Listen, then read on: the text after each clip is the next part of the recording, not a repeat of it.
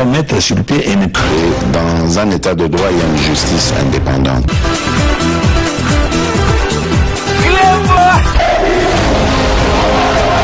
Ce n'est pas pour rien qu'il faut des conseils.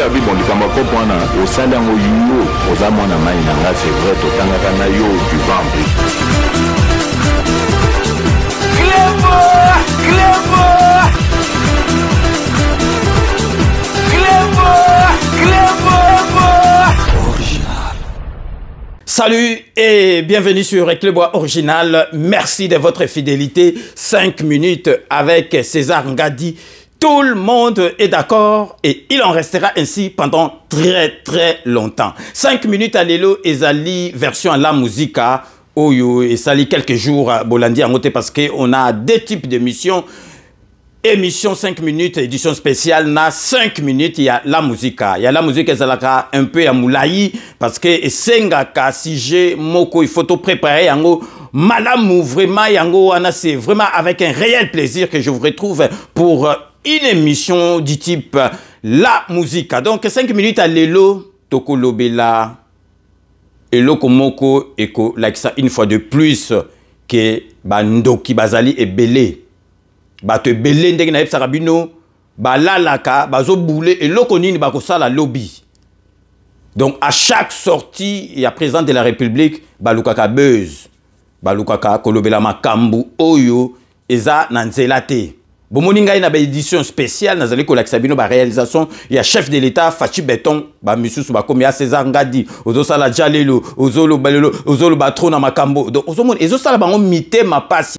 Na qui bateau bazali bandoki ya Congo bokota na 5 minutes édition spéciale à Mikolo parce que to renouveler en sous semaine mobimba et kozaka ba réalisation ya chef de l'État. Donc ozomona bazoko kokate pour mona ki motema mabe bamsuba ya bamsuba inaraka Félix Antoine Tshisekedi Fachi Beton président na biso pour Azali Muluba pour Azali Mutu ya IDPS et puis ceux qui bo moni batu na kotikaka yango te ceux qui bo moni batu ba koma diviser bazwa ba faible na kati ya Congo na biso ezali faute ya Martin Fayulu mutu akotisa division na kati ya peuple congolais azwa pe ba journaliste ya ba ndoki ya ba haine donc basala ba émission pour na koloba kaka lokuta ya kobuka lokuta na sengi na batutu nzamba batela bango ata batu o balingaka Félix Antoine Tshisekedi te boko kufaka te ata bozota la 5 minutes boko zela Félix Antoine Tshisekedi na deuxième mandat si ça boko mona ndenge mboka na biso wana ekobunga parce que Félix Antoine Tshisekedi je vous rappelle azali na mission divine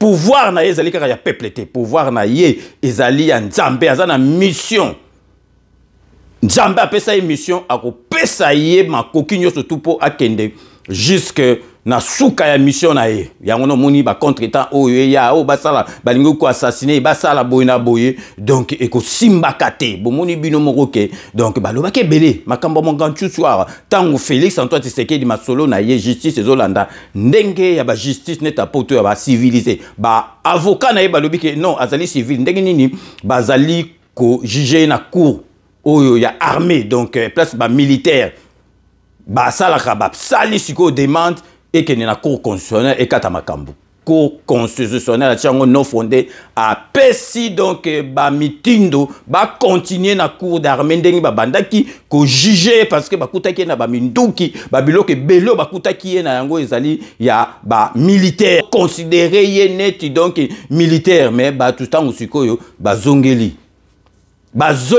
procès wana moni ke moni batu balobi soute mais tango ba suspendaki procès wana suspension pour na congolais ezali donc suspension ezali te que ba suspendre ezali pour na bango donc suspension définitive donc pour na Congo report ezali annulation donc talaka congolais lettre J a komisango G lettre J a komisango G mais jengoy mais G30 donc sorti MJ30 ezosimba pété Congolais lingi facilité nako déformer makambo donc lelo tokoye bisabino bokomona makambo na bisabino une fois de plus s'avère donc il y a solo bokomona keza solo bomoni président de la République accueilli na makambo oyo ya Sadek azali na ba voyage na makambo oyo Italie Afrique azali présent ya masolo oyo ya ba Sadek kuna.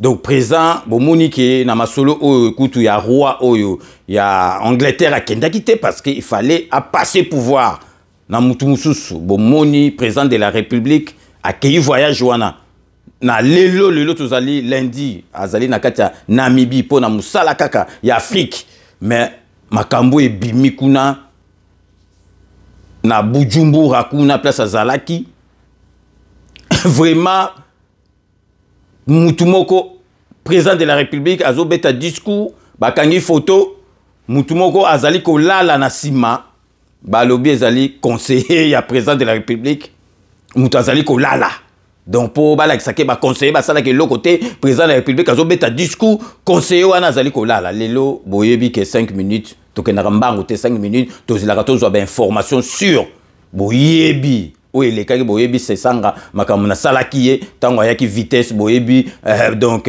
makambo belé ya lokuté yaka wa 5 minutes yaka po ezong sabat na nzela donc lelo to la sabino que oyo azalaki kolala na sima soi-disant conseiller ya présent endormi na sima ezalaki rien à voir azali congolais te rien à voir donc photo na bazwa ki yango na angle mususu na kolakisa bino na kati ya émission oyo po bo comprendre que tozali na guerre na bandoki tokotika bango te tozali na guerre na bandoki parce que bandoki ya Congo bako vanda calme te bako lala kate bazo créer kaka ba fake news bazo créer kaka ba fake news bazo créer kaka ba bobard bazo créer kaka makambo ya lokuta mais banga na binote 5 minutes avec César Ngadi tout le monde est d'accord tozola le sabango mais avant to banda émission na biso ya lelo vraiment boyebi ke biso na biso ba congolais il faut to lingana to centrer Dakar to koma esprit neta ba chinois mais congolais mabe na yeso ko zali ko mata azo zoyo azo kitisa yo vers les bas congolais soko sale loko umeli akolobozali na kisi soki osale loko olia yako aider yo akimi akepa mupaya mukolo kozanga yepa na yo soki azui au déficit ale akimi akomi ko tonga yo client douté client insolvable mais to changer esprit parce que to zui président de la République azali moi na mboka lobaki congolais tout il faut akoma millionnaire to profiter na makamyo sou et puis to changer esprit parce que ata to changer ba président ngo soki combien soki mitema na biso ezali na bolingo te et ko salaka eloko te lelo na kobanda émission oyo nazali ko lakisa bino ndeko na biso moko ya mwasi asali eloko moko malamu na monaki na ko tika yango te il faut na partager yango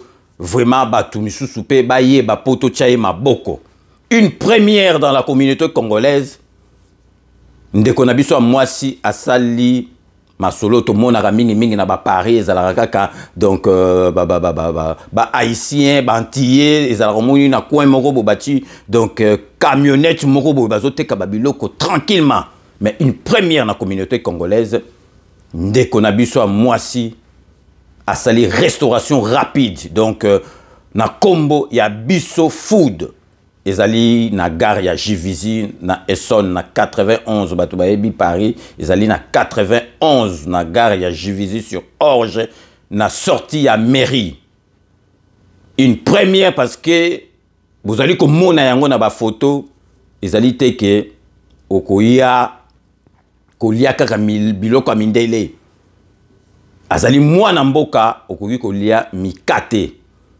brochette makemba bakalinga friti ya patate douce gaufre ezali burger pezali café pezali mais okolia brochette okolia banane plantain okolia friti ya patate douce okolia biloko yo toliaka mikate donc vraiment na tenaki na salela ye publicité awa po batu nyoso tout ba mona to chaye maboko livraison ezapé possible mais aux alentours il y a Jivizi donc neti Savigny sur Orge Ris Orangis Grigny ba ko livrer le yo na Tchelibino bolanda publicité oyo il y a Bissomoko Food. Donc restez connectés sur Reclebois Original, on revient tout de suite.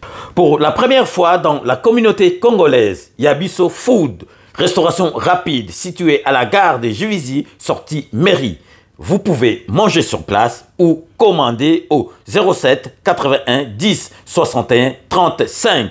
Incroyable mais vrai, vous pouvez manger mikaté, brochette, banane plantain, frites de patates douces, gaufres. Livraison uniquement aux alentours de Jivizi. Ouvert tous les jours de 12h à 20h. Il y a Bisso Food pour commander, composer le 07 81 10 61 35. Pour la première fois, Mwanamboka a sali et loko ya kitoko. Pour na Bisso Banamboka na kombo ya Bisso Food. Restaurant rapide Oyo Ezali situé à la gare de Jivizi, sortie mairie. Au Koki Kolia sur place. Au Koki peut commander au Benina numéro 07 81 10 61 35. Incroyable mais vrai. Au Kolia mikate, brochette, banane plantain, frites, il y a patates douces, gaufres. Livraison Pézali. Aux alentours kaka, il y a Jivizi. Ouvert tous les jours et Fongwami tous les jours de 12h à 20h. Pour commander, composer les 07 81 10 61 35. Il y a Bisso Food, il y a Banamboka. Avec Yabisso Food, tout le monde est d'accord. Binomoko Boito Landa, c'est vraiment une première. Et puis Azali, ndeko biso a moi si yako féliciter to chaye maboko. Bo moni oyo lakisi na publicité, donc pour commander. Et le kolingi kolia, donc kolia mi katene, bino lié brochette, donc au lié banane plantain, donc ba kalingelio, frites, il y a patates douces, et puis biloko pe, il y a poto ba gaufre, donc burger au bengi na numéro 07 81 10 61 35. Au bengi bango bakoya ko livrer le ou bien yo soko za son au pays na gare ya Jivizi na côté à sortie à mairie et fongwa maka tous les jours, donc 7 sur 7 de 12h à 20h. Tous les jours bazali ouvert de 12h à 20h. Donc vraiment une semaine au mobimba bokolanda yango parce que photo chaye maboko. Donc il y a Bisso Moko Food. Sikoyo to zongeli bino na sije na biso Oyo ya lelo o na ebisaki bino tout au début de mon émission oyo bandoki ya Congo oyo balala kate il faut ba bebisa mitema ya bana mboka surtout oyo bazali sima ya fachi beton neti biso tozali ba fachiste par conviction tozali na sima président de la République toyebi ke président de la République akosala musala oyo esengeli Congo na biso ezongeli sike ezalaki na kansi déjà, donc vraiment soki mutu oyo azali vraiment na motema mabete armone sika to witine sika tozali kokende ezali tozali na bonne voie. Et puis na epsaki bino soki to raté décollage redécollage na Félix Antoine Tshisekedi mboka na biso wana esili. Mboka na biso wana esili botalaka na 4 ans déjà 2 ans oyo aleki seki pona kolongo la système a Kabili abetika boulot na kasi 2 ans bota déjà ba biloko oyo déjà ezali ko salama siko soki abetaka 5 ans ou bien soki asalaka 18 ans neti kana bazalaki na kata pouvoir mais mboka na biso komini to biteka yo commander ti poto mais ton wa ko avancer déjà. Donc yango wana donc vraiment tozana guerre na bandoki, donc guerre à média na bandoki à Congo tokotikela bango tenter surtout 5 minutes tozali wana tozo sala bango ba masolo ba ko ba klebo wa moko na ba monite. Donc siko nazali ko lakisa bino etamboli balobi ke donc conseiller et à présent na sima présent zo beta disco conseiller Lali ba longoli musala botala ba conseiller makambo sala botala na no photo oyo et pesi polémique botala yango oyo balobi ke conseiller Lali bozali ko mona azana sima ya présent mais na mupanzi à gauche ya présent na photo ndenge zo monana mais o ezali ndenge bazwaki marque ya photo o ndenge bazwaki mais ezali ya soloté botala siko photo oyo bakangi na musika bokomona ke conseiller wana azali conseiller à présenter, c'est faux archi faux. Azali plutôt mutu oyo azali collaborateur ya Moussa Faki. Azali Moussa Faki oyo azali na sima na ye, donc azali na sima ya Moussa Faki. Bon donc mutu wana kombo na ye oyo azali ko lana na sima kombo na ye ya Ziar Ould Mbarek, azali ancien premier ministre mauritanien. Yenda Zali donc collaborateur ya Moussa Faki azana simane bomoni na photo oyo azalaki na simanaye mais photo ndenge bakangi donc balobi ke conseiller président Fachi Beto bomona makambo oyo ekoyelaka biso oyo ya bandoki ya Congo à chaque sortie à présent baroluka basa la buzz baroluka basa eloko moko ya mabe oyo ke ekosambusa président. Vous vous rappelez président Zali Moutoulo la Moutounio surtout donc azui malade aye ba opérer eloko ni baloba kité ah président Koufi président ba memie na mana Koufi basali donc po bomona kindoki donc ba kindoki leki meto sukisi bino donc to répéter mutu oya lali na sima ça n'a rien à voir na conseiller président de la République bozomo la photo ndenge bimaki il a dit ça qui on dirait ça na président de la République et puis tout bakosa batala raté presque ba conseiller toi président ba yibango bango tala te longité mais bango moni neti na yebsa bino congolais mingi na réseaux sociaux donc analysera mingi te donc ya pour aller kindarane tu viral allez zo panza n'est pas zo panzi donc pour rekosa congolais na réseaux sociaux c'est simple parce que congolais à ça analyse te akenaka vite na émotion donc ça n'a rien à voir muto azana simazali donc collaborateur il y a Moussa Faki oyo azali donc na côté na sima ya mutu oyo wana alali kombo na eza kombo bandibu donc nazo yebite son nom prononçant bien Gia Ould Mbarak oyo azali ancien premier ministre mauritanien donc ça n'a rien à voir na conseiller ya président de la République wani zalaka batiaki pour kaka ba sambusa président pour kaka ba seka président pour kaka ba seka mboka na biso donc tozali kotia la bino bolanda bino moko na ba image botala donc président de la République depuis vendredi ndenga bimaki pour na musala na kaka ya makambo ya Afrique boyebi ke président de la République ba tout balinga assumer ba rôle moko ya makasi na ba présidence ya makambo Afrique donc SADC donc Union africaine bozomona donc mandat liboso kaka balingi asala ba makambo nyusu ezo prouver que vraiment que président na biso azako sala musala mo azali exemple type na ba président africain. Donc restez connectés sur Éclairbois Original, on revient tout de suite. Se sont écoulés depuis que 13 pays africains, les Nations Unies, l'Union africaine, la CIRGL et la SADC comme institutions garantes signaient à Addis Abeba en Éthiopie l'accord cadre pour la paix, la sécurité et la coopération pour la RDC et la région. 10 ans après, les signataires se retrouvent à Bujumbura pour leur 11e sommet autour de cette initiative qui avait suscité beaucoup d'espoir pour une paix durable à l'est de la République démocratique du Congo et dans la sous-région.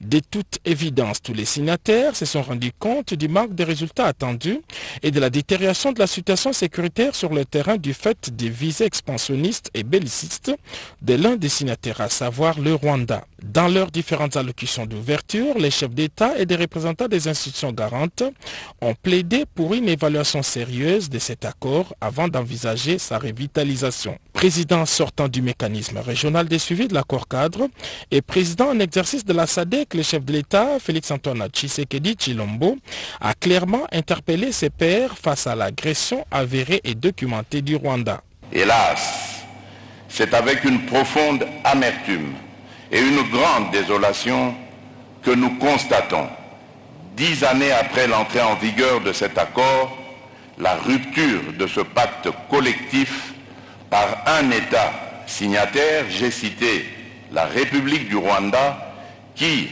sous couvert du mouvement terroriste du M23, pourtant défait, et qui l'a ressuscité, s'est donné la liberté d'agresser et d'envahir une partie de la province du Nord Kivu en République démocratique du Congo.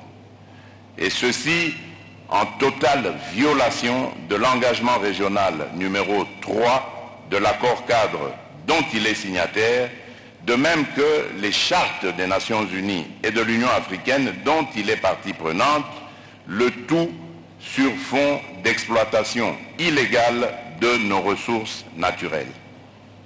Cette attitude délibérée et plus d'une fois réitérée par un État signataire ne nous impose un choix tout autre que la revitalisation de cet accord tel que l'a notamment recommandé le Conseil de paix et sécurité de l'Union africaine lors de la 1140e session le 17 février dernier en marge du 26e sommet de l'Union africaine.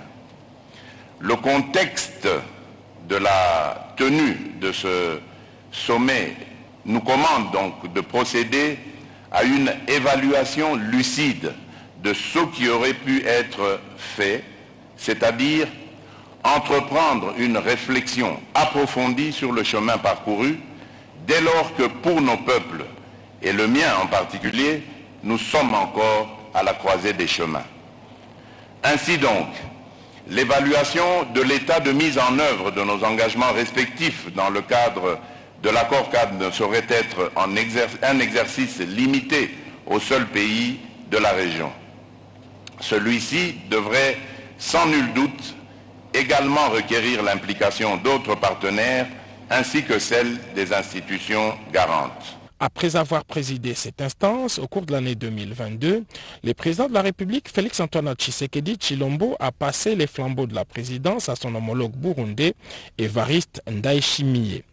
Le chef de l'État congolais s'en va avec les sentiments du devoir accompli.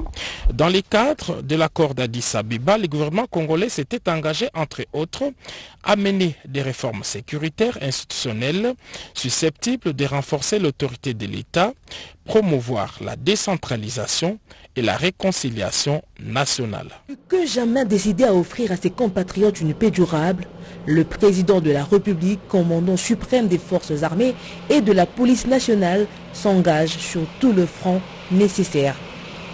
C'est à 20h30, ce dimanche 7 mai, heure locale, que l'avion du président de la République, Félix-Antoine Tshisekedi Tshilombo, s'est posé sur les tarmacs de l'aéroport Oseya Kutanu International à Windhoek, en Namibie.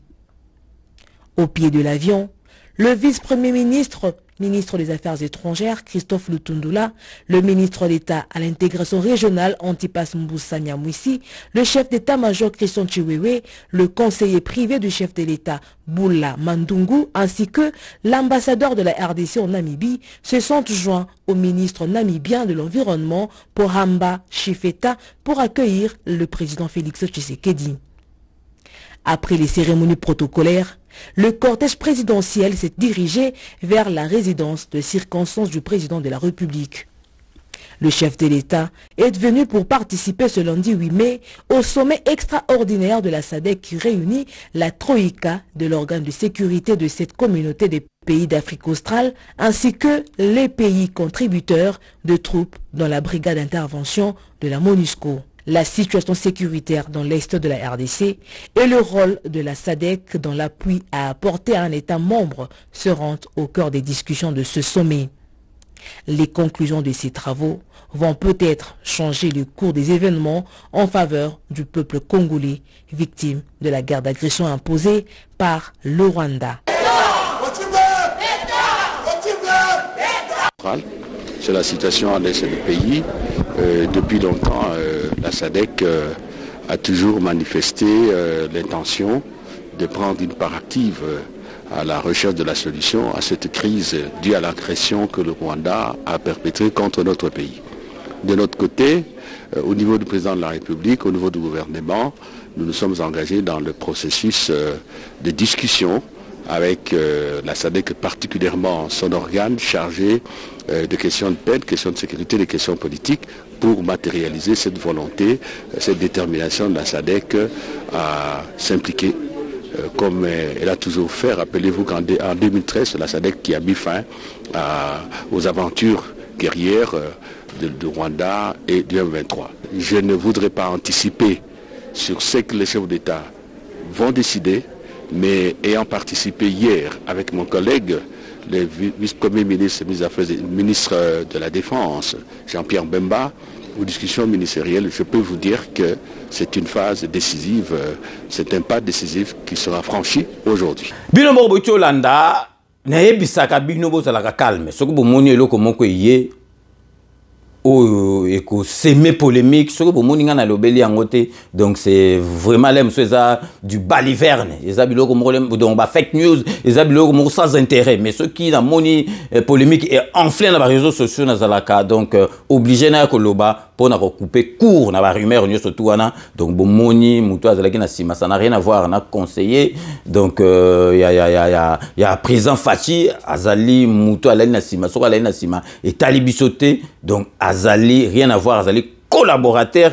il y a Moussa donc Faki oyo bozali komona na photo donc na teli bino photo liboso bomoni photo liboso ndenge la ki bazomona neti muto anga za na sima ya président Fachi mais photo mususu oyo bomoni ke donc azali nde na sima ya premier ministre donc ancien premier ministre oyo ya Mauritanie donc vraiment bomoni bino moko donc bo keba siko ndenge be élection ezali ko poussa na pembeni omoni bato belé bazalaki ko kanisa ke président Fachi beton na biso ako sala glissement ako reporter l'élection bango buna bango zalaki ndengo na bayebi ke eloko babosanaki ke président Fachi azali mwana ya papa na biso Etienne Tshisekedi wa bunda na makambo mboke marche bien akoya ko sala ngote tango siko ba moni ke makambo seigne komi ko ken et comme ba sutuki ba misusu bazoye baté yango na ba komi ko sala n'importe quoi. Donc maintenant nous allons passer aux news AREP. Restez connectés sur Reclebois Original, on revient tout de suite.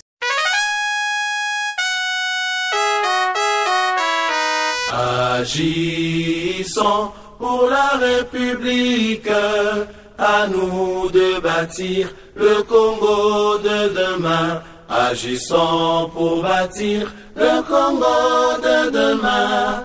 Faisons de la République notre seul idéal. Cultivons tous ensemble le sens de la justice, de toutes les vertus, pour élever notre nation. Naba News Nabiso AREP, comme vous pouvez vous en douter, Tokobanda toujours na autorité morale Nabiso Oyazali, ministre d'État, ministre ya aménagement du territoire, Guy Luando Mboyo Jelem. Donc Akendaki, donc dans la semaine passée, parce que le lot Ozali lundi na fin semaine passée, Akendaki na aéroport international de Njili po boyebike, en tout cas aéroport Nabiso ana ezali vraiment na masolo standard internationaux tu ezaba aéroport morobo et donc ils ont la biso soni boyebi bino morobo monaki ke kanambe baya ba posa pièce ça fait déjà plus de 5 ans donc baya ba posa Pierre na ba José Makila donc ba lobi ke musale ko banda ba abandona na bango aéroport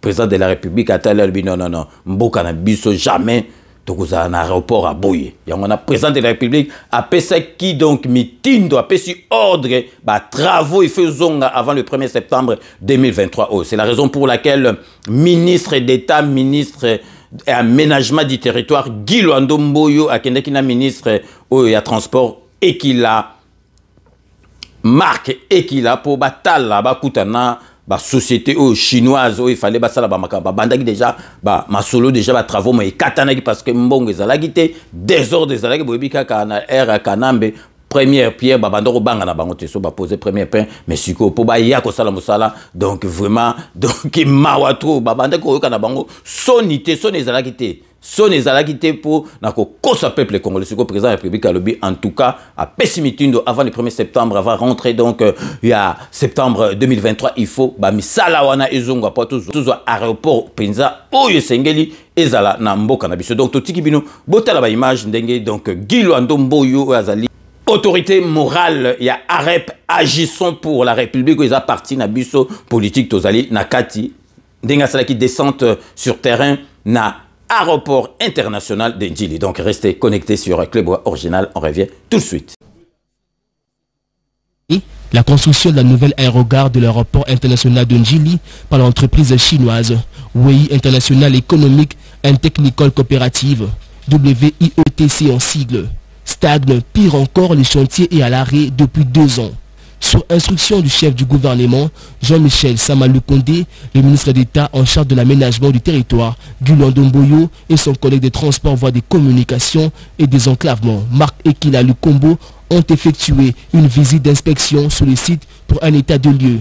Car le souci majeur du gouvernement, c'est de relancer les travaux afin de doter le pays d'un aéroport intelligent et haute définition répondant aux standards modernes suivant la volonté du chef de l'État, Félix Antoine Tshisekedi.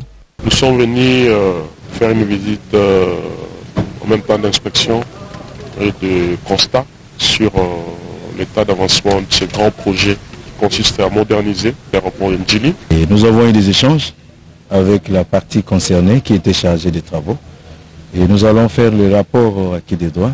Mais il faut noter qu'il est vraiment question de redémarrer les travaux ici pour qu'une fois pour toutes ce dossier soit vraiment tourné. Les coûts globaux des travaux étaient estimés à 354 millions de dollars américains, dont 85% revenaient à la partie chinoise, qui n'a pas déboursé un seul rond, alors que le gouvernement congolais avait préfinancé les travaux à hauteur de 20 millions de dollars, ce qui explique le blocage de travaux. Il est notamment question de la construction d'une nouvelle aérogare de 40,617 mètres carrés.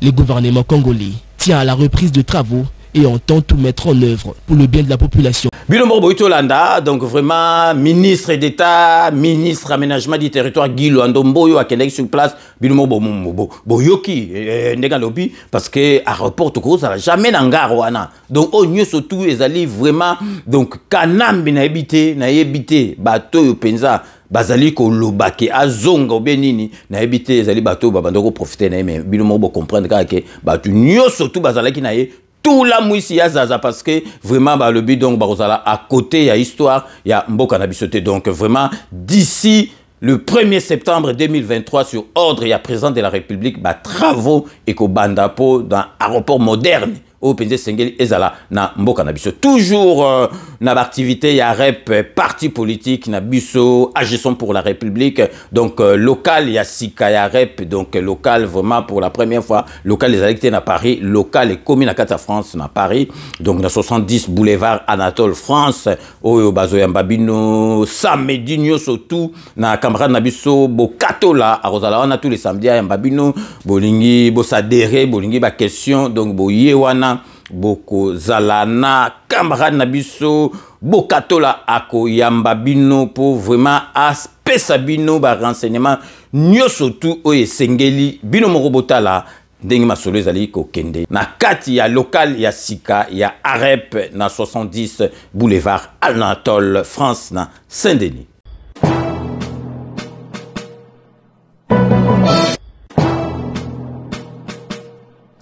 Bonjour chers camarades, je suis M. Bokatola Banzolo, fils secrétaire fédéral d'Arep France, parti cher à son excellence Maître Guy Luandomboyo, le ministre d'État et chargé d'aménagement du territoire.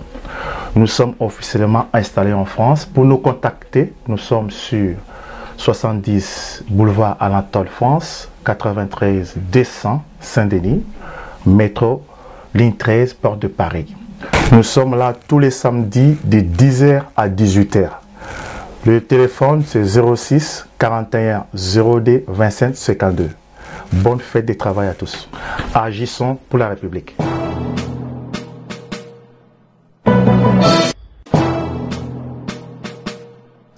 Mbote na biso nyonso bandeko na bengami na kombo ya M. Bokatola Banzolo naza secrétaire fédéral ya Arep France.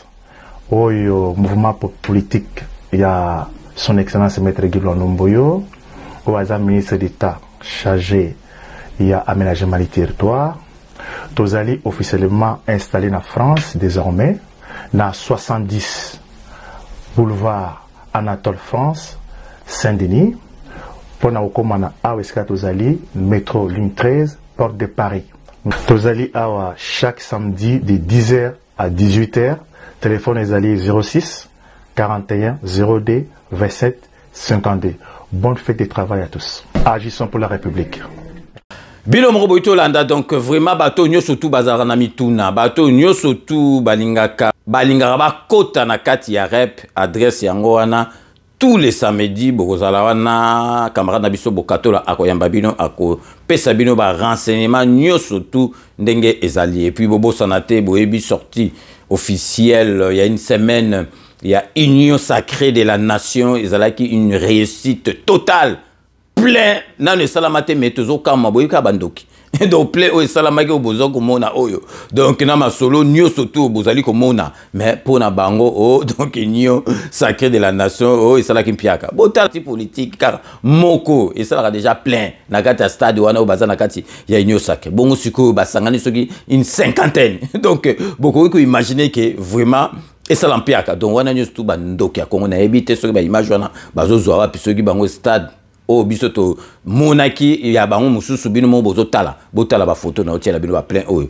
botala vraiment arrêt pezala qui vraiment représenté bomoni yemoko donc président na biso autorité morale Gilwando Mboyo azalaki wana bomoni donc arrêt ndenge et yindisaki na ba gradin parce que tozalaki wana pe tokozala parce que tozali derrière président de la République tozali na kati ya union sacré de la nation. Donc, Wanande Zalaki ba news nabiso, il y a rep, il y a émission, oyo, il y a les donc restez connectés sur Clébois Original, on revient tout de suite.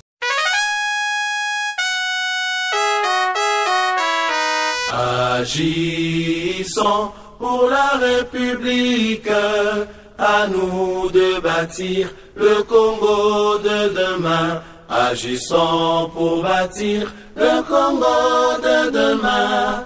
Faisons de la République notre seul idéal. Cultivons tous ensemble le sens de la justice, de toutes les vertus pour élever notre nation.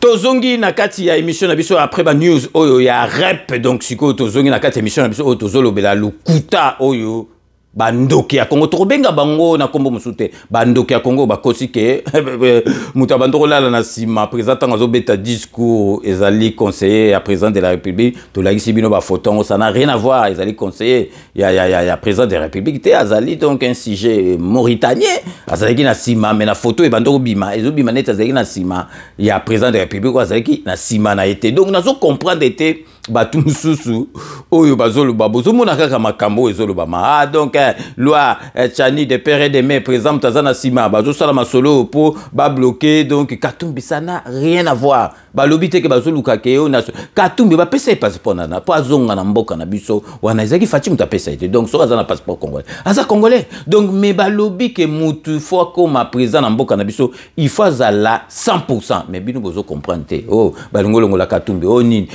mais ça n'a rien à voir. Katumbi a kozwaka jamais. Katumbi azaki na katanga wana donc batu bazol baka abona boka mais Katumbi asala pe masolo mususu ma beko le kasoko tangi ba katange ou bazala kona batuna ba oyebisa bilonga ba benga nga mingi po webisa nga donc c'est n'importe quoi yem dans sala za comme ça botaka comme ça azusuko donc professeur munende donc biloko tout ezalaki yemo ezala tomate ezala matungulu ezala loso donc il faut passer par yé mettant aux mbongo ali ba mbongo minéral zo kabola zo sala ba congolais bazomona neti congolais za ne zoba soko pese mbongo akoboma yo muninga na ye aluki étranger bozo na kandenge batu bazo défendre Katumbi na makambo yo ezala kate na zo epsa bino omonto mona bato penza na ebite o baloba penza ke o kanamba zonga na batu na ye bo yebi président public tanga ye bo yeba ke niveau scolaire comment vraiment niveau bas au moins mutazu au bac au examen d'état pesa ya koma pesa ya loba.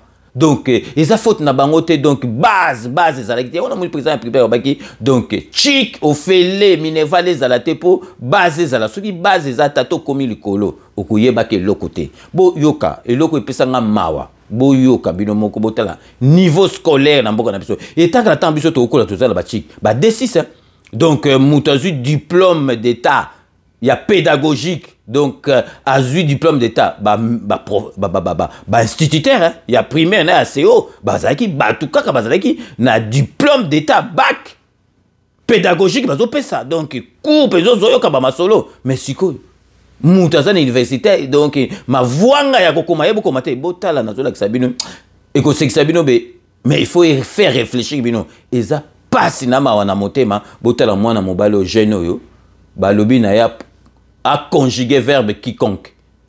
Donc pour naie quiconque est un verbe. Botala na présent et puis à tuni kaka na présent donc mususu lem so ngoke na ba futur soki na ba nini na ba past donc boyo ke za pesinga mawa na ningi na pesa bino za po botala kanambe niveau komisa chiki ya bana na biso botala bino moko ezali pasi na mawa na motema. Est-ce que on peut conjuguer biso les verbes quelconques au temps présent? Verbe quelconque. Autant présent gars. Autant présent gars. Je quelconque. Je quelconque. Il quelconque. Elle quelconque. Nous quelqu'un con. Vous quelqu'un qui. Il concon. Elle qu'il compte. Je suis quelconque. Je suis quelconque. Il quelconque. Elle quelconque. Nous quelqu'un con. Vous quelqu'un qui. Il concon.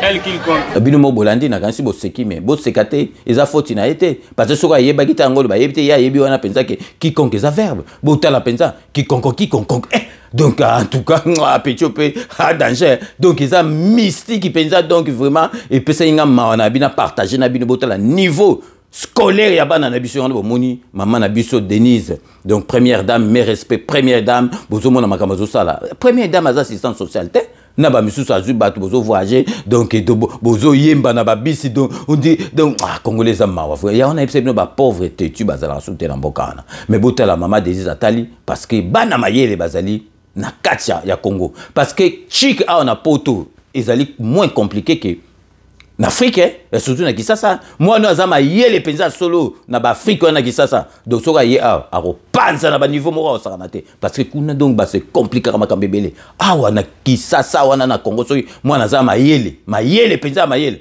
Mais soka ya ezali somme trop donc ya on a monique donc maman na biso première dame ma Denise azako aider. Ils attaquent il y a peso mbongo bon sur peso mbongo tant on lia mbongo aussi ça sur après on y a toujours au senga mbongo donner des batum sous contrairement à ma Denise bango ya ko profiter na misère à peuple congolais OK misère à peuple congolais on a bango to salaire pendant 18 ans donc vraiment ils allaient passe na marbota la ga ke bazo tourner verbe quiconque il y a vraiment verbe quiconque ça verbe sur la première groupe sur la deuxième groupe nous concongo avant toi enchaîner nazali ko pesa bino nouvelle moko pe communiquer moko malamu bato basala ba commerce bato bazala na besoin bobi ke biloko olia vraiment épaule raté bato bazana besoin ya ba conteneur ya makayabu bato bazana besoin basomba ba makayabu nazali ko pesa bino adresse oboko obenga ndeko na biso azali mwana mboka zaka na Norvège na kombo ya Hubert Kizela azali pe molandi monene ya 5 minutes Hubert Kizela bobengiye ye azali en relais na ba société ya mindele ya minene oyo batekaka ba makayebu ya ba conteneur et puis ya ba quantité kaka ebele bobengiye na numéro 00 47 973 98 056 Hubert Kizela azali na Norvège bobengiye na numéro OEP na tchelibino bozali komona donc 00 47 973 98 056 ako edebino po bosa la conteneur à makayabu po bosomba makayabu na ba quantité moko ebele pe na prix mukie. Donc bino moko boyuti kolanda donc wana ezali ndeko na biso vraiment bo hésiter te bo benga Hubert Kizela donc ako edebino parce que ça ma solo moko kitoko parce que boyebi makayabu ndenge elia makana kini biloko olia donc ezali biloko vraiment biloko olia tokoki donc kotika te soko koti masolo wana Hubert Kizela azali wana vraiment pour a aider donc osomona bato bazokota na distraction makambo akolaki ezali ebele bomoni ba touro bazali kotonga ou net in États-Unis d'Amérique bozomona wa inauguration en novembre oyo ko sala masolo ezali donc ba tour moko soko moni on dit aux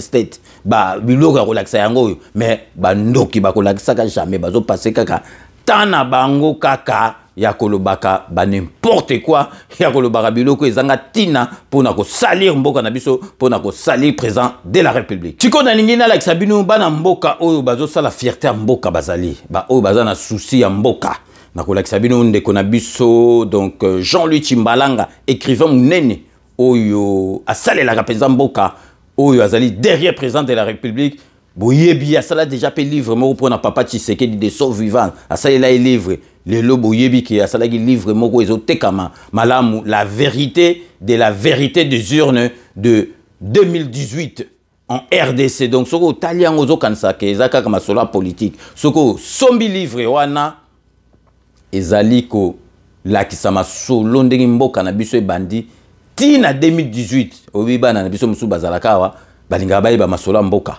donc wana soko zuyango mwana akoyeba masolo mboka et puis elengi ya livre wana ba livre musu to mona ka batika bekeme elengi ya livre wana basala ba illustration donc ba photo ezana kati donc so bango lo banoli kamba lobelo ba tielo po photo donc elengi ya livre oyo ya la vérité des urnes de 2018 il y a Jean-Louis Chimbalanga écrivain na biso mutama yele elengi nango zana ba photo na kati Donc azali vraiment ko annoncer na bino volume 2 na 3 ekobima même temps parce que bato bazolinga baye ba vérité wana tina suka moté mais azali ki moto abi bon abimisaka nyoso mbala moko bozali komona ye a ko expliquer bino beaucoup tala yango na ba image. Donc volume 2 na 3 ezali ko bima siko boka bino moko ndenge ye azali ko yebisa bino bozala motema akokita. Oui, chers amis, bonjour. Voici le volume 2 de mon ouvrage que je n'ai pas encore mis en ligne, qui sera bientôt mis en ligne. Donc j'attends la semaine prochaine le volume 3 qui sortira. Et dans ce volume 2, vous avez tout. Vous avez même l'infiltration en RDC avec les documents à l'appui. Et vous avez aussi la mort de Papa Etienne Tshisekedi et tout ce qui s'est fait, notamment les alliances qui ont créé les plateformes politiques. À bientôt.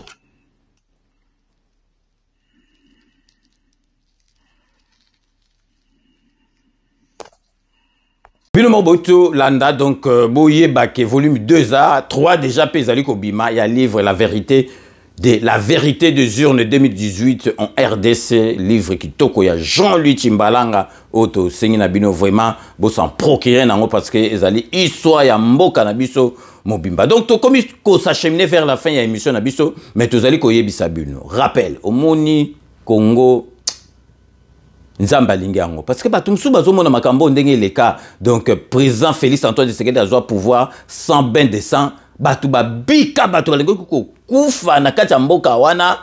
Donc na ndenga kosakana te. Donc masole leka on dirait un pays civilisé et leka donc Kanambe a tika pouvoir parce que c'est contre mine ya makwanza Félix Amemie a tiki donc a tiki pensa bo konzeza ki donc bino bomona on utilise ki ezali makamba nzambe et puis bomona ki na la passation de pouvoir Félix donc malaise na kati kaka ya discours Félix soki bazwaka kaka wana donc ba memie ka balongoli na koseka na ambulance obi ke batu kombe bango daejo wana botela ka ndenge nzamba a gérer ba faire na et l'équipe est silika ka ndenge wana. Donc vraiment congolais tozwa makambo sérieux tozala à côté ya histoire mboka na biso te parce que ceux qui t'ont raté avec Félix Antoine Tshisekedi mboka wana na ndimite muta ozana ba boule net Félix Antoine Tshisekedi et puis makamba guerre muta ko sisango Félix Antoine Tshisekedi niveau oya komisi Kagame nanu Kagame akoma na niveau ta komi biloba loba donc akomi ko kosa masolo mabele donc nanu komisi te yango na Félix Antoine Tshisekedi faza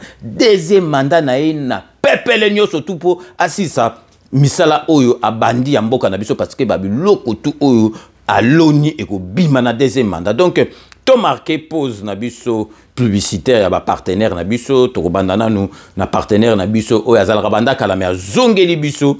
Donc vraiment awa kati ya Paris na recommandaka bino ba restaurant ezali ebelete restaurant oya solo na Paris eza moko Galaxy Mambo na porte ya Aubervilliers au moni restaurant ya ba congolais mingo ko kota bazo kabola batia na sima restaurant mususu ko okende mukuwa e kangamio na gorge et salo masolo ke zéro Galaxy Mambo azaba restaurant oyo zo biso fierté na kata mboka bomoni na balera Covid l'état bandoko fute mbongo parce que ça li répertorié Galaxy Mambo restaurant moni restaurant minga ba congolais okebo sengi au carte bleue donc ezala raté au faut futaka cash donc taka mutazo ngo sala société restaurant aza bien à banquete et ko simba ndeni Galaxy Mambo nyoso tout ezali liquide fouti carte fouti et puis donc spécificité na kati ya restaurant wana poisson basala wana nulle part ailleurs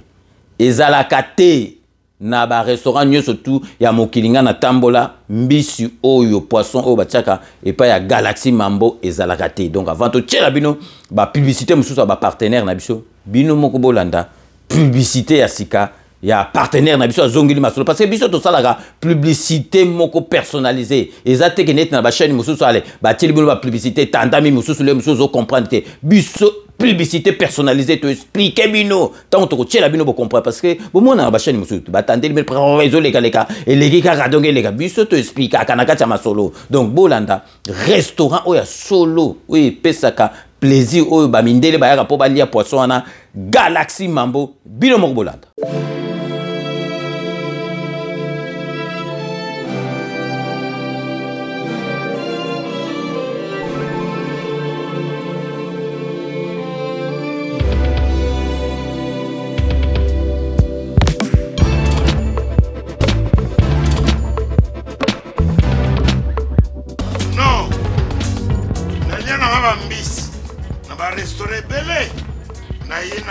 Mambo Galaxy na côté poisson.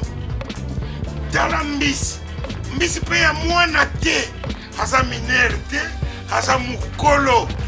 Donc liango familial, botondi, mbisi basangisa na crevette. Kaka ya mbisi, basangisa na makemba, basangisa na poivron, basangisa na céleri, basangisa na pomme de terre, basangisa na munganza. Donc mbisi azu vitamine, bazali susu, na ngulu, bazali susu, makayabu, brochette, otobengi kamundeli, mayebo. Biloko nyonso ya mboka pas Galaxy Mambo tozolia c'est Mambo Galaxy tozosala pana bana mboka yango wana congolais mpona esika oyo kolela or ke bacongolais toyebani osali 6 mois okundi na propriétaire tie mosaka na liso mais Galaxy Mambo 8 ans quel restaurant eza mosika te. Au numéro 137, rue André Carman, à Aubervilliers, composez vite les 07 53 28 89 07. Galaxy Mambo, c'est du wow. Bino moboto landa poisson wana c'est nul par ailleurs. Soko sombi poisson nous en a besoin ya resomba loko olia na ngote parce que biloko tu za makemba, pomme de terre, ba crevette. Donc poisson wana botala bino mo siatu là. Donc lesquels liés mystère siatu là. Donc vraiment donc humoriste oya solo izane na kati ya nzoto botala gazo kama poisson. Donc j'en profite de l'occasion pour nous repérer ça. Mystère siatu là donc bambote belé. Donc vraiment to recommander bino so boye na Paris. Une seule adresse où il y a malamu, où il y a vraiment au bimi au Kenasango, ezali Galaxy Mambo na porte ya Aubervilliers. Si vous avez proposé bino, ba partenaire na biso pe bazala na biso vraiment que bazala na katia masolo. Donc Kodia Simo agence vraiment société a mené une petite opportunité, petite chance na congolais surtout à comme propriétaire bandaku na ba norme internationale.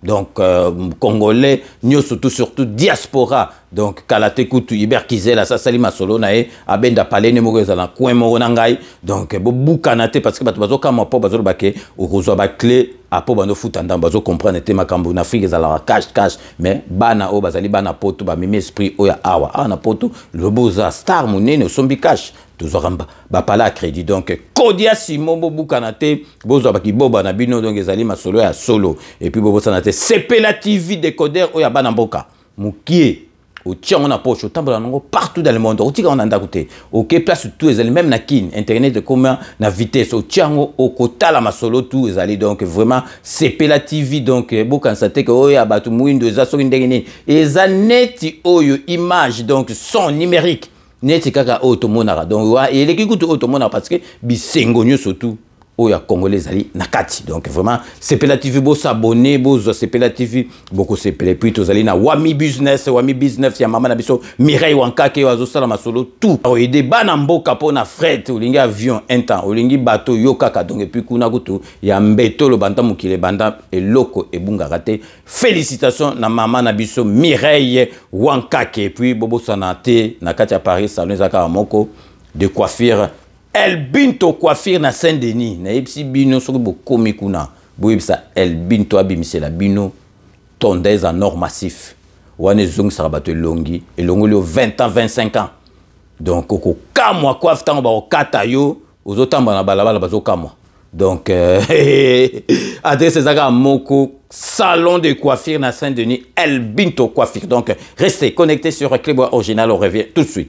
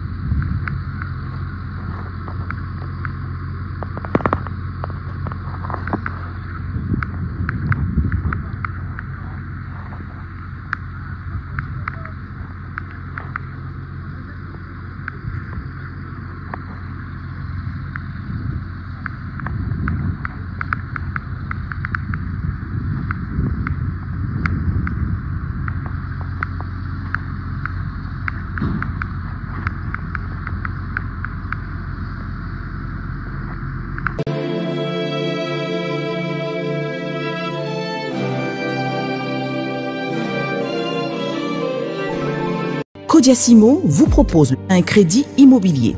Vous êtes du Congo ou de sa diaspora? Vous désirez devenir propriétaire en RDC et faire construire votre maison en toute quiétude?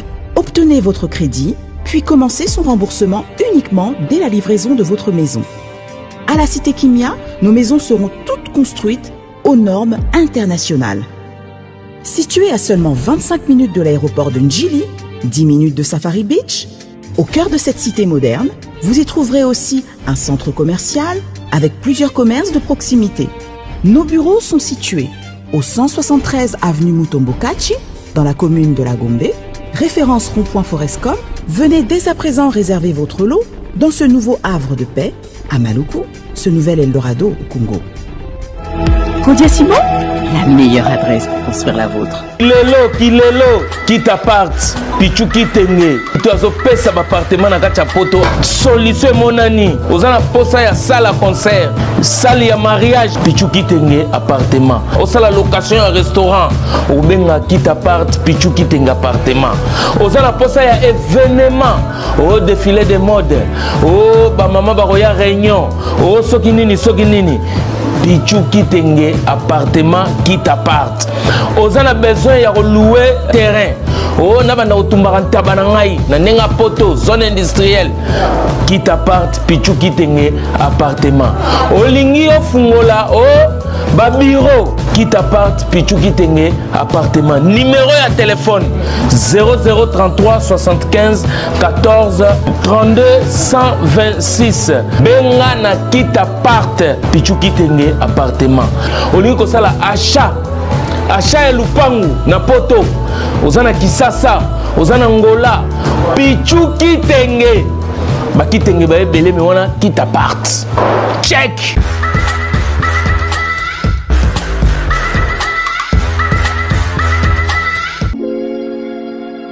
Sepela TV ezali décodeur ya Banamboka. Sepela TV différence nango ezali na ba décodeur mususu o tozalaka nango na kati ya ndaku. Sepela TV botala ngo ezaka mukie. Eza mukie olingi ko voyager ozu yango o voyager nango. Parce que ba décodeur obiso tozalaka nango evandika na ndaku mais Sepela TV déjà za mukie botala ozu o kolisi yango ka na poche na kosi na poche à veste o voyager o memi yango partout dans le monde ici kazo kende. Donc on a besoin il y a câble HDMI courant na internet. Internet est comme partout, courant est partout. Donc ils en a plus de 500 chaînes yo surtout ya kitoko. Bilengi ba choix ya congolais kaka mutaoye bango. Donc congolais kaka mutaye bango. Congolais kaka mutaoye ba elengi nini yo kaka. Donc congolais kaka mutaye bango. Donc c'est Sepela TV ça ya Banamboka. Bozwa abonnement nango okozwa ngo ya ne mobimba okozwa ngo pe par mois. Au bengi bango na ba numéro na bango bozali komona. Donc Sepela TV ezali décodeur ya yo ya ngai. Donc ezali ya étranger te ezali ya Banamboka. Avec Sepela TV tout le monde est d'accord et il en restera ainsi pendant très longtemps. Bienvenue dans le monde de Sepela TV. Sepela TV est le décodeur qui vous permet de suivre les chaînes du Congo en direct de la diaspora. Wami Business, votre agence de fret maritime et aérienne. Vend des produits importés, lait de beauté, vin rouge, blanc, rosé, sel, sucre, désodorisant, eau de javel, savon de Marseille, casseroles et divers articles.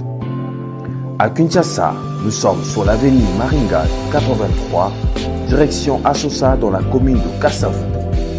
Pour plus de contacts, appelez-nous au plus 243 85 018 22 17 0033 75 80 96 032. Wami Business, toujours la qualité. Sur Paris, nous sommes au 5 boulevard Ornano 75 018. Wami Business avec Mama Mireille Wankaki, toujours la qualité. Chez Elbito Coiffure, toujours, ça marche comme ça là, avec la expédition là. Toujours.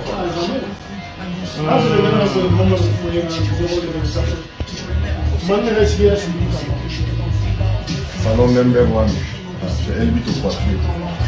tu coiffes avec sourire, tu coiffes avec noblesse. Elle vit au coiffure.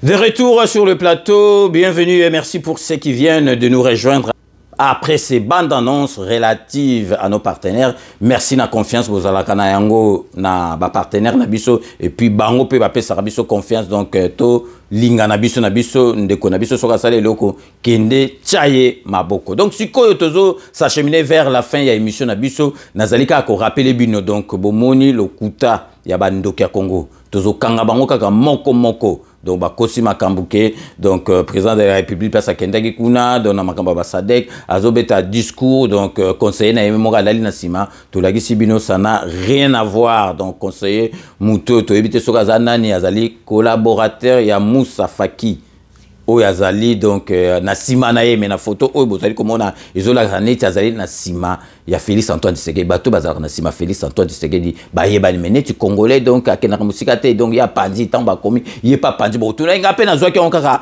na panzi azali collaborateur kombo na ye azali Kiar Ould Mbarek azali ancien premier ministre mauritanien donc ça n'a rien à voir na conseiller ya président de la République wana ezali kaka bandoki ya Congo mutu basalaka ndenge wana pona ko salir réputation ya président pona ko salir réputation ya mboka na biso. Tokomi vers la fin ya émission na biso boyebika to sugisaka na ba dédicace na ba remerciement ya bato tout balanda biso mais avant to banda ko remercier bato tozali vraiment ko pesa ba félicitations boyoka likambo yo donc Sol Masiala na mwasi na ye Josiane Nematuki donc madame Sol Masiala basi babalana bolingo Jesus makasi basali plus de 30 ans ya mariage baye ko balana pour la deuxième fois boyoka likambo babalana déjà basala ba 30 ans donc bolingo Yesu makasi donc babalani deux fois te petit nanga Didier Matuki mais Josiane Sol Masiala donc mawato bamsu baluka libala ka moko bango ba komo balsa deux fois donc na ebité kalaté ba bala trois fois donc ils allaient vraiment à féliciter donc vraiment couple et à Sol Masiala na Josiane donc vraiment ba balani deux fois bolingo Yesu makasi ba lebi ba balana sous deux fois pour ba renforcer sous bolingo ngo botala na ba image otopone la gibino boromona donc ba fille donné wana bazali boso baza bana na bango basi donc restez connectés sur Club Original, on revient tout de suite.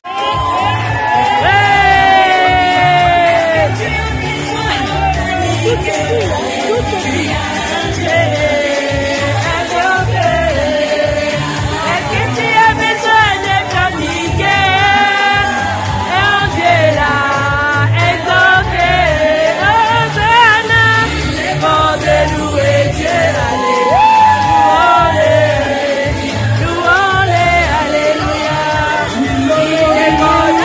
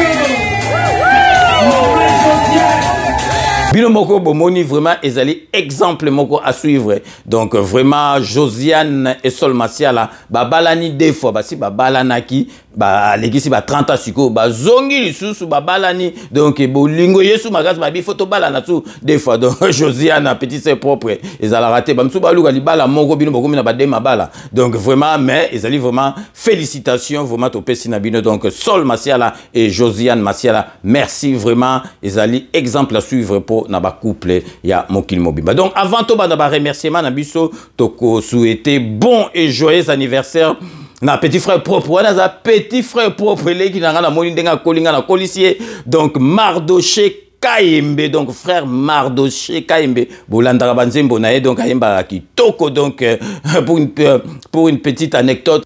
Donc, ngaim na mema et pas defao, ayemba pas defao, après pas madilu, ngam na mema et pas defao. Donc vraiment, donc grand chanteur au Saranate Bouta ayemba pas def, ayemba pas madilu. Donc Mardoché Kayembe, petit nanga Zidane, donc 50 ans. Ah, tant on a mon nabi mes petits biso to ba kokuba. Donc ba Mardoché ba comme na ba 50 ans au pesili hein. Donc na habité donc mais petit nanga donc Mardoché petit nanga donc na sepeleng mais beaucoup litala biso siko ba kokobar mais tout ça donc une fois de plus frère Mardoché Kayembe bon et joyeux anniversaire c'est les cas qui malamu donc 50 ans malamu talaga 50 ans ils a jeté 50 ans ils a vraiment jeté donc vraiment na ebike les cas qui malamu mingi. Quand on continue à remerciement na biso ndenga ezalaka to bandara toujours honorable Jean Moutala na kati à Londres honorable Jean Moutala merci na nyo surtout au sala rapport na 5 minutes avec ses engats toujours na kati à Londres tous allez ko pesa Jano Matundu na mwasi na Jano Matundu merci na nyo surtout au sala rapport na 5 minutes avec ses engats de José Kanwa qui kakamene maître Wera Mukuna maître Rajamoule na kati à London merci na nyo surtout au sala rapport na 5 minutes avec ses engats. Maria, la beauté naturelle, pour tous ceux qui sont à Londres, Maria, c'est la beauté naturelle. Binomoro Bomoni Maria, vraiment, la beauté naturelle. À 5 émission, tu as pas émission. Merci Nanios. Merci Nanios, nous avons la rapport à 5 minutes avec ces engatokei. Nakati, Yaspan et Sika, vous allez couper sa beauté. Na vrai chéri, Beloti Mavungu, vrai chéri, Nandenga Mukete Binomoro Bomona, Beloti Mavungu. Merci Nanios, surtout, au sala rapport à 5 minutes avec ces engatokei. Nakati, Alola, pour nous ça. Donc, Dekos Mukoko, petit frère propre de Cosmoco, merci Nanyo surtout au salaire rapport à 5 minutes avec César Ngadi. Serge Palmi, merci Nanyo surtout au salaire rapport à 5 minutes avec César Ngadi. Poutou de Yalola, merci Nanyo surtout au salaire rapport à 5 minutes avec César Ngato. Kenakati, ya Suède, pour nous sa Thérèse Kamani, fidèle des fidèles. Thérèse Kamani, merci Nanyo surtout au salaire rapport à 5 minutes avec ses engagés toujours na souhaite vous allez couper ça Igwe Chef Béton merci Nanyo surtout au salaire rapport à 5 minutes avec ses engagés Chai Mukenge Chai Wabalenge mon voisin Chai Mukenge Chai na maman na biso chala merci Nanyo surtout au salaire rapport à 5 minutes avec César Ngadi tozongi anakata paye pour repesa Fifi Filofaria l'homme à la Mercedes c'est très propre Fifi Filofaria merci Nanyo surtout au salaire rapport à 5 minutes avec César Ngadi Jean-Marie Chibangu merci Nanyo surtout au salaire rapport à 5 minutes avec César Ngadi toujours nakata paye tozo pesa mbote na Égide de fer masananga Égide de fer merci Nanyo surtout au salaire rapport à 5 minutes avec César Ngadi Blanchard Goma merci Nanyo surtout au salaire rapport à 5 minutes avec César Ngadi Dokumbi, merci Nanyo surtout au salaire rapport à 5 minutes avec César Ngatiko. Nous allons vraiment remercier Bateau et commentaire parce que na koma moko kotanga ba commentaire ya Bateau avant de remercier bango nous allons couper ça vraiment mbote na Louise Kalanga petit sœur propre Louise Kalanga merci Nanyo surtout au salaire rapport à 5 minutes avec César Ngataki ça nous allons couper ça Guy Michaud Wanzo petit nanga bakalate to zanakati ya masolo donc Guy Michaud Wanzo petit nanga makambo bando loba pona Fachi Béton yango ezali ko salma parce que yo lobela ki on badaka là donc abivie nanga pema calme to zo pouvoir donc Guy Michaud Wanzo merci Nanyo surtout au salaire rapport à 5 minutes avec César Nakata Lausanne na Suisse tozali ko pesa mbote na Papa Raphaël il va se reconnaître Papa Raphaël Nakata Lausanne merci Nanyo surtout au salaire rapport à 5 minutes avec César Totel toujours Nakata Suisse pour nous pesa Mpanga Munu Zoro Mabiala Mpanga Munu merci Nanyo surtout au salaire rapport à 5 minutes avec César Gatozungi awa na région parisienne na choisi les rois pour nous pesa Francis Kantimba Francis Kanchimba. Merci Nanyo surtout au sala rapport dans 5 minutes avec ses engagés pour na bateau bachaka ba commentaire na koma pe kolanda ba commentaire tous allez couper ça. Le philosophe Edo Edi le philosophe. Merci Nanyo surtout au sala rapport dans 5 minutes na ba commentaire na yo. Merci Edo Edi donc le philosophe na personne le philosophe parce que ça vraiment na ba commentaire intéressant donc même à d'accord on a yoté mais à faire comprendre na ndenge moko ya malamu donc tropé ça siko Pichu Puitu Kambweni Marie Mary ou bien Marie Kalusewoko merci na ba commentaire Kato Lusamba merci na ba commentaire Peter Kadek Suprême merci na ba commentaire Claire Mbouyi merci na ba commentaire Bolingo ya Congo merci na ba commentaire Jean Kasongo merci na ba commentaire Ndonga la précieux merci na ba commentaire John Mbombo na Captain merci na ba commentaire na binonio so donc wana bazali bato vraiment ba tchaka ba commentaire na talara donc ba zonga ka tout le temps ba tchaka vraiment ba commentaire parce que émission vraiment il faut que tcha ba commentaire bobi sigo to suki sera toujours na dokotolo na biso Jean-Paul Jambakaoudi merci pour l'émission na yo parlo santé et puis na nyoso tout au salara pour na 5 minutes au benga nga ozoyibisanga boye sala boye donc vraiment aux alara na mou émission na masana donc masolo ezaka ya yo moko. Merci une fois de plus, Kaoudi Jean-Paul Djamba. Donc, c'est ainsi que s'achève ces 5 minutes avec César Ngadi. Merci de l'avoir suivi. J'ai un grand plaisir de vous présenter la dite émission. Nous allons nous retrouver à 24 heures pour un nouveau numéro. D'ici là, portez-vous bien et à très bientôt. N'oubliez pas, tout le monde est d'accord et il en restera ainsi pendant très très longtemps. Bobo Sanate Kanambe, Akozwa, Masolo, Nambuchu, Penadikos.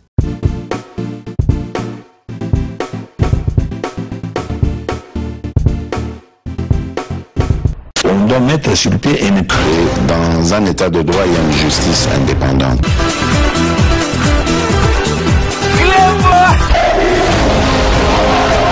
Ce n'est pas pour rien qu'il faut des conseils. Au sein d'un c'est vrai, tu